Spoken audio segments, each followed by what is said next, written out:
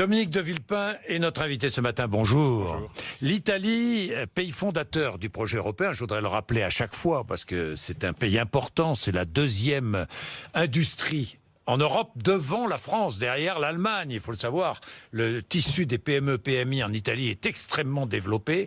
L'Italie s'est dotée d'un nouveau pouvoir politique. Nous aurons probablement un nouveau président du Conseil si le président de la République italienne accepte le nom proposé. Giuseppe Conte, juriste universitaire, avocat.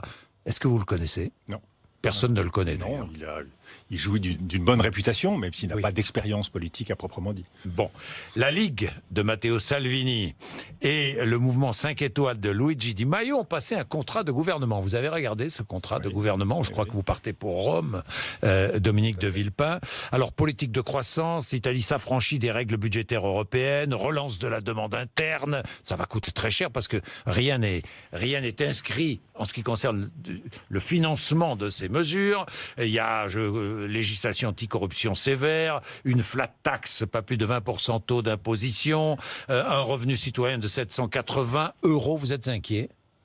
Alors, je suis inquiet, bien sûr, compte tenu du choc que cela représente pour l'ensemble des Européens.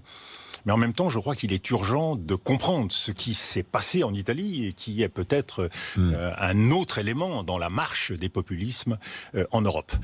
Il y a deux facteurs qui ont pesé considérablement dans cette situation électorale en Italie. Le premier, c'est la volonté des Italiens de dire non à une politique d'austérité.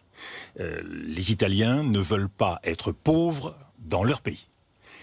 La deuxième raison, c'est qu'ils ne veulent pas non plus être étrangers dans leur pays. Et donc, c'est l'immigration qui pèse très lourd en Italie.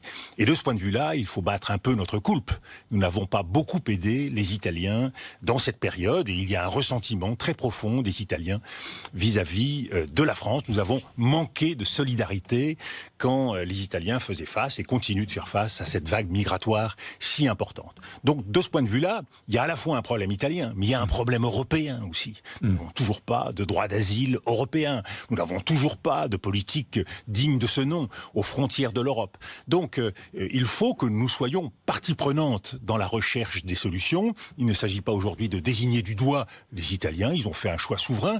Ils choisissent de mener une politique d'indépendance nationale, de souveraineté nationale exigeante. Les mêmes mouvements qui existent en Italie se développent partout en Europe. De ce point de vue-là, l'élection d'Emmanuel Macron est un peu un accident historique européen. Il faut prendre en compte ce mouvement de fond et certainement pas le prendre à la légère. Mais c'est un laboratoire finalement l'Italie, parce que l'Italie annonce, et ce nouveau pouvoir annonce 500 000 immigrés en Italie. Le pouvoir annonce qu'il va tenter de résoudre cette crise migratoire. Alors là, comment? Mais comment? Que fait-on des 500 000 immigrés qu'on a sur son territoire? Vous avez raison, de la même façon que la politique économique et financière sera une politique aussi très expérimentale. On va voir comment ils réussissent à augmenter les charges, diminuer les impôts, le tout dans un contexte d'endettement italien extrêmement lourd et où doit jouer en principe une solidarité budgétaire, une politique de réduction des déficits avec les autres Européens. Donc c'est vrai, c'est très compliqué. Je crois qu'il est important de défendre un lien fort avec l'Italie. Nous avons besoin des Italiens. Il y a des choses que nous pouvons faire ensemble. Et donc, il faut rester très soucieux de garder le contact, de développer une relation forte avec les Italiens dans cette période. Et surtout de ne pas donner de leçons. D'une manière générale, je crois que tout le monde a compris dans cette période que les leçons n'étaient pas véritablement ce qu'il fallait faire. Non, je dis ça comme ça. Emmanuel Macron incarne l'Europe. Est-ce qu'il incarne l'Europe vraiment? C'est ce qu'il voulait faire. Il voulait incarner l'Europe. Mais quelle Europe? Mais aujourd'hui, quelle Europe? Est-ce qu'il a avancé sur l'Europe en un an?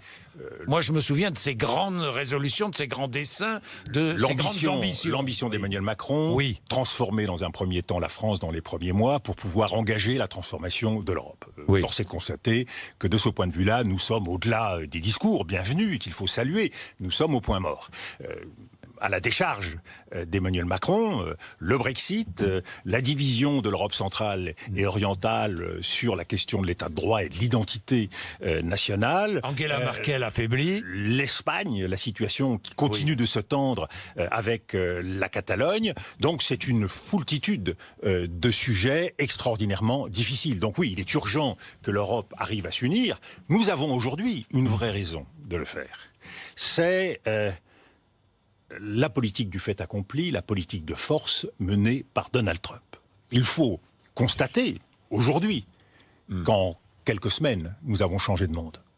Nous avons changé de monde sur 3 sujets où la politique américaine a marqué avec une brutalité sans précédent et dans une absence de prise en compte des réalités du monde et des autres, la défense stricte de ses intérêts ou ce qu'elle croit être ses intérêts. Sur l'Iran, on déchire l'accord signé et ratifié par une résolution des Nations Unies. Sur Jérusalem, la reconnaissance de Jérusalem comme capitale d'Israël. Et en matière commerciale, la hausse des tarifs douaniers.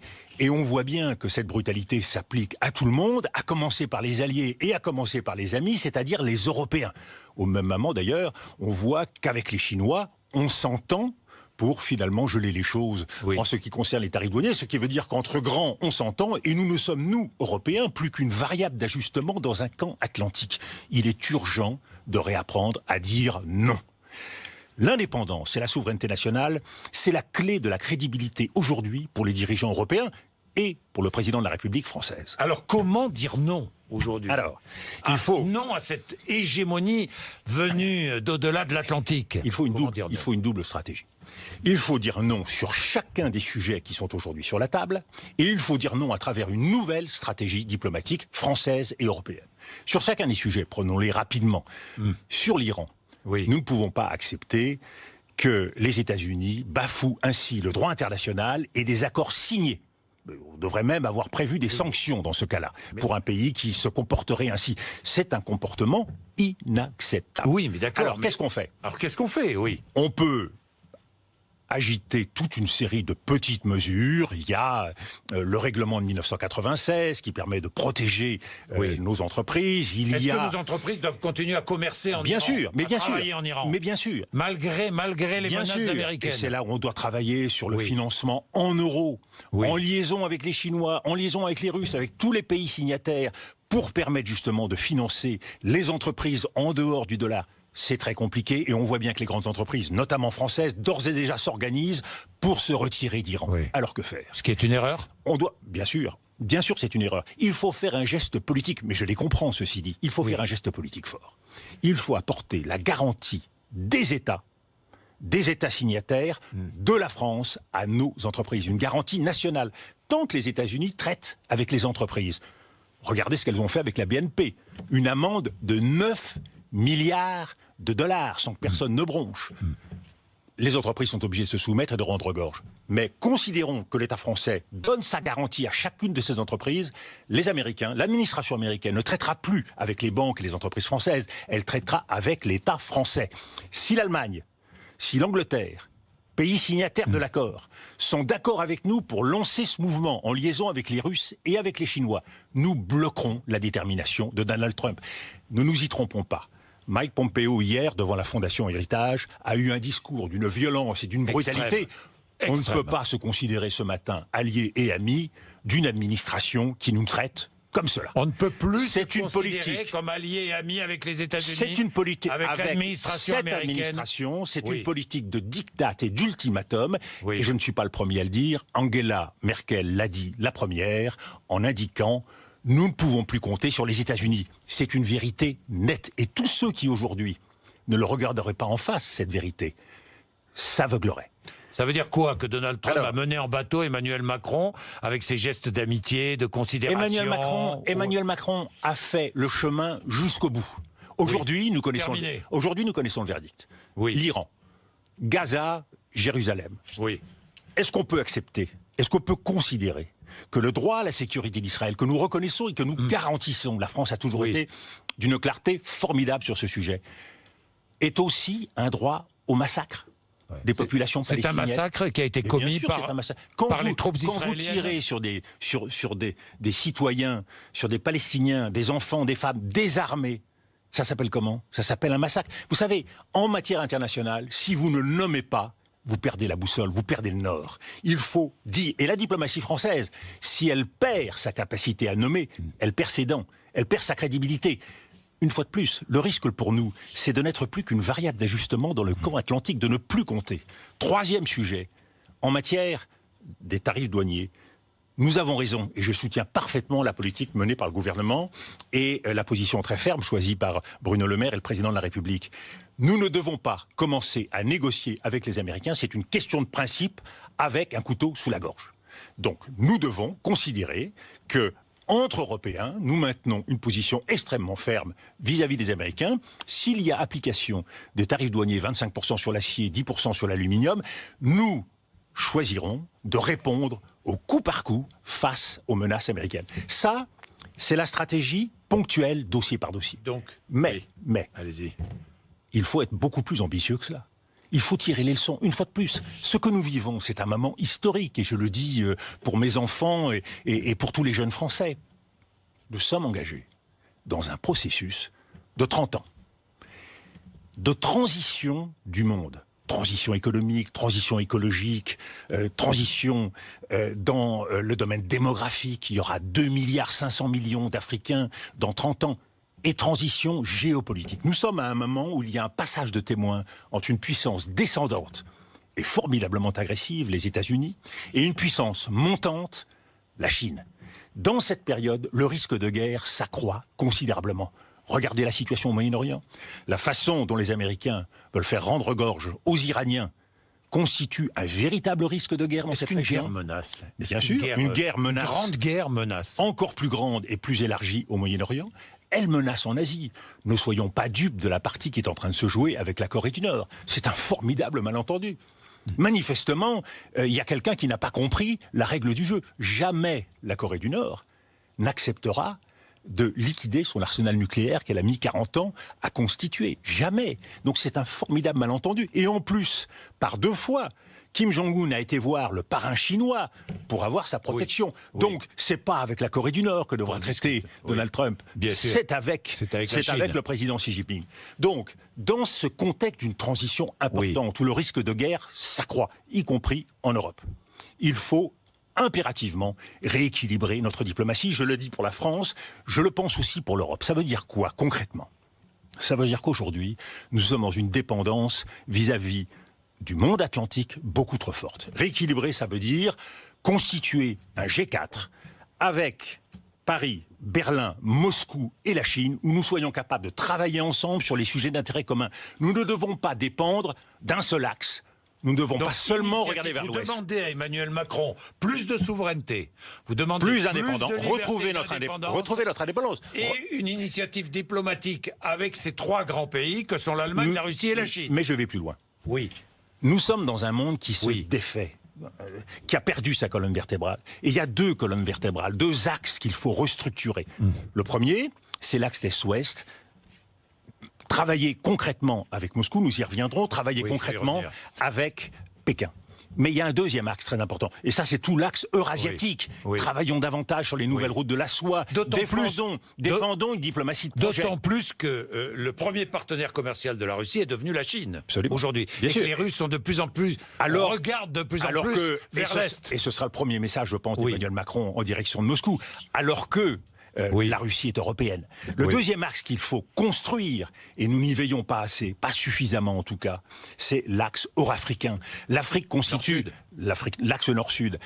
C'est un élément majeur de la stabilité de la France et de l'Europe. Et nous devons être beaucoup plus ambitieux dans le développement de grands projets d'infrastructure entre l'Eurafrique, cet ensemble où nous pouvons aider les Africains à se développer et à rester chez eux, et en même temps participer des fruits de cette croissance. Il y a un troisième élément qui me paraît, dans ce contexte, essentiel. C'est que notre outil diplomatique et notre outil militaire sont à l'os. Et ça, vous savez, vous ne pouvez pas mener une grande diplomatie, vous ne pouvez pas mener une politique importante en matière militaire quand vous n'avez pas les moyens de le faire. Il y avait 28 000 diplomates en 1986-88. Aujourd'hui, il y en a moins de la moitié. Nous sommes, en termes d'effectifs, je ne reviens pas sur la situation de nos armées. Aujourd'hui, nous sommes totalement dépendants des Américains pour tout ce qui concerne le renseignement opérationnel, que ce soit au Moyen-Orient, que ce soit dans le Sahel. Nous avons besoin des drones. Je ne parle pas des questions logistiques, mais nous sommes trop éparpillés. Reconcentrons nos moyens et redéfinissons une stratégie sur l'essentiel. La France doit retrouver son indépendance, elle doit retrouver son influence. Aujourd'hui, nous nous dispersons. Nous sommes en surchauffe diplomatique et militaire. Le président de la République doit retrouver la mesure de tout cela pour recentrer les missions de la diplomatie et les missions de la défense française. Je crois que nous avons, compte tenu aujourd'hui des messages qui nous sont adressés par l'administration Trump, une obligation de le faire. Et à Poutine, que doit dire Emmanuel Macron à Poutine? Ils vont se voir dans 2 jours à Saint-Pétersbourg. Aujourd'hui, vous avez dit reconstituer un axe, le fameux G4 dont vous parlez. La Russie, je l'ai dit, commercialement tournée vers la Chine, mais qui est européenne aussi, on le sait. Je sais pas moi, lever les sanctions après la crise ukrainienne, par exemple. D'abord, le moment est bon. Il faut un geste, là. Bien sûr qu'il faut un geste, mais le moment est bon. Oui. C'est important le moment, le contexte. Oui. Y a une attente du côté de Vladimir Poutine. Oui. Je regrette et j'espère que le président de la République ne se limitera pas à aller au forum de Saint-Pétersbourg, forum économique. Il y a un message fort à adresser aux Russes de considération. Il devrait aller à Moscou, au Kremlin, rencontrer Poutine, comme Poutine a accepté de venir à Versailles il y a quelques mois. Il y a 3 sujets qui sont sur la table. Il y a l'Iran, en matière diplomatique, il y a l'Iran, il y a l'Ukraine, et il y a bien sûr la Syrie. Sur ces 3 sujets, il y a des marges de manœuvre importantes. Sur l'Ukraine, les Russes ont accepté une concession majeure. Ils ont accepté le déploiement des troupes des Nations Unies. Il faut souhaiter que ce déploiement puisse se faire à la frontière entre la Russie et l'Ukraine, ce qui implique un geste de la part des Ukrainiens et un geste de la part des Russes, bien sûr, acceptant l'autonomie du Donbass. Donc là, il y a la possibilité d'avancer. En contrepartie, il faudrait que l'Ukraine accepte une position de neutralité. Les mouvements extrémistes sont de plus en plus influents en Ukraine. La grande inquiétude de la Russie, c'est que à terme, l'Ukraine adhère à l'OTAN. Je pense qu'il faut donner des garanties à la Russie. Nous avons trop tardé à le faire pour un certain nombre de situations. Il faut répondre à la peur des Russes et rentrer dans une négociation stratégique avec la Russie, une grande conférence sur la sécurité en Europe. La dernière grande conférence a eu lieu en 1975, depuis le mur de Berlin est tombé, l'Union soviétique s'est effondrée. Il faut renégocier avec la Russie et rassurer les uns et les autres. Il y a une inquiétude du côté des Baltes, des Roumains, des Polonais. Il faut sortir de cette crispation entre l'Europe centrale et l'Europe de l'Est et la Russie. Sur la Syrie. Oui, alors moi j'ai une question sur la Syrie, vous allez pouvoir développer. À quoi a servi le dernier bombardement français?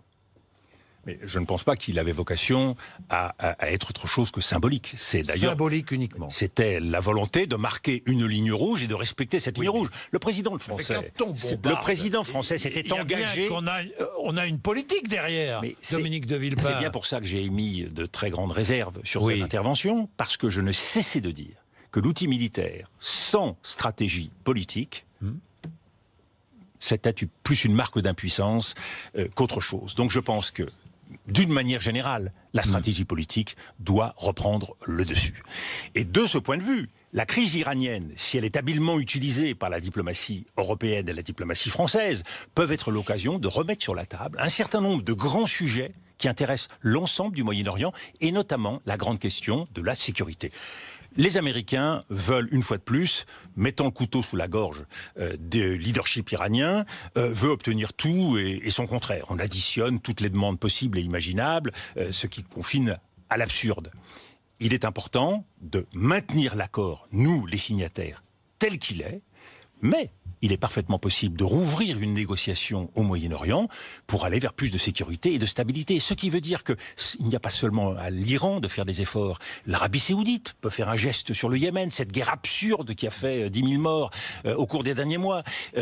Israël doit faire des concessions sur son positionnement par rapport aux Palestiniens. De la même façon, il y a la possibilité pour l'Iran de faire des gestes significatifs vis-à-vis de la Syrie. Mais on voit bien qu'il y a là la négociation d'un grand accord de sécurité qui permettra seul de stabiliser cette région où chacun apporterait sa contribution. Donc c'est pas l'Iran dans un coin et cette situation très dangereuse où on risque d'avoir une montée des tensions dans cette région et un risque de guerre accrue, mais au contraire, chacun qui apporterait sa contribution à un nouvel ordre moyen-oriental et sortir de cette spirale suicidaire dans la région. Merci Dominique de Villepin d'être venu nous voir ce matin. Merci à vous. Il est 8h56 RMC BFM TV.